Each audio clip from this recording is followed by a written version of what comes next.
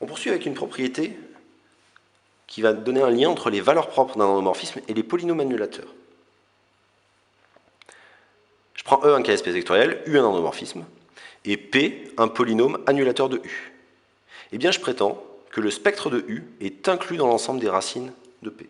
Ce qui veut dire que, parfois, quand vous avez un endomorphisme dont vous connaissez un polynôme annulateur, plutôt que d'aller chercher les valeurs propres en résolvant directement l'équation aux éléments propres U de V égale lambda V, vous pouvez, si vous avez un polynôme annulateur de U, restreindre, puisque les valeurs propres ne peuvent être que des racines de P. Donc si vous avez moyen facilement de factoriser P et connaître ses racines, les seules valeurs propres possibles sont les racines de P.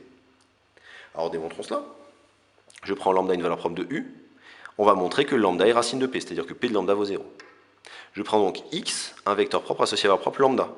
Si lambda est valeur propre, ça veut dire, ça c'est quelque chose d'extrêmement important. Dès lors que vous avez lambda une valeur propre, très souvent, vous allez prendre un vecteur propre associé. Pourquoi? Parce que lambda est valeur propre, vous pouvez, ça veut dire que le noyau de U moins lambda identité n'est pas réduit au singleton vecteur nul, donc vous pouvez trouver un vecteur non nul tel que U de X égale lambda X, donc vous pouvez trouver un vecteur propre associé. Donc je prends X, un vecteur propre associé à la valeur propre lambda. Donc j'ai U de X égale lambda X. D'où on déduit, c'était la proposition précédente, que P de U de X vaut P de lambda point X.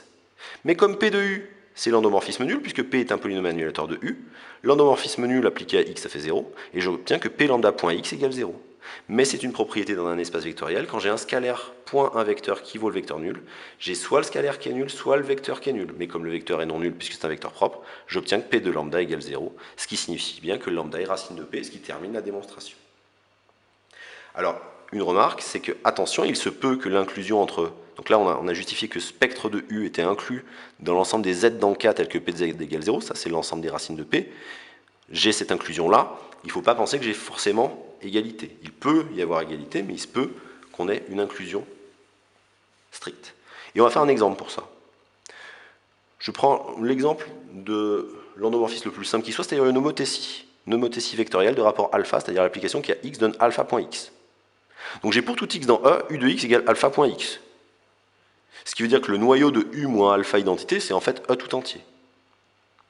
Donc, tout vecteur non nul de E, vérifie U de x égale alpha x, donc tout vecteur non nul de E est un vecteur propre associé à la valeur propre alpha. Donc j'ai une seule valeur propre pour U qui est alpha, et le sous-espace propre associé qui est E tout entier. De plus, le polynôme x moins alpha est un polynôme annulateur de U, puisque quand je fais P de U, ça me fait U moins alpha identité. Et U, comme U c'est alpha identité, ça marche bien. Donc dans ce cas, ce polynôme annulateur, c'est un polynôme qui possède une unique racine qui est alpha. Donc le spectre c'est alpha, je vois bien que dans ce cas-là, le spectre est égal à l'ensemble des racines de P, puisque les deux sont singletons alpha. Mais à partir de ce polynôme P, rien ne m'empêche de fabriquer un autre polynôme annulateur. Je prends un bêta différent de alpha, et je prends Q, le polynôme x moins bêta fois x moins alpha. Je prétends que ce polynôme Q reste annulateur de U. Pourquoi? Parce que si je calcule Q de U, ça fait U moins bêta identité rond U moins alpha identité. Comme ça valait déjà 0, ça vaut encore 0. Et donc là, j'ai Q qui est un polynôme annulateur de U. J'ai toujours que le spectre de U, c'est singleton alpha, mais l'ensemble des racines de Q, c'est l'ensemble alpha-bêta. Alors j'ai toujours ma propriété qui est vraie, c'est-à-dire l'inclusion singleton alpha est inclus dans l'ensemble alpha-bêta, mais l'inclusion devient stricte. Donc attention, quand vous avez un polynôme annulateur d'un endomorphisme, ça vous restreint les candidats possibles pour les valeurs propres, mais ce ne sont que des valeurs propres possibles. Ce ne sont pas forcément toutes des valeurs propres.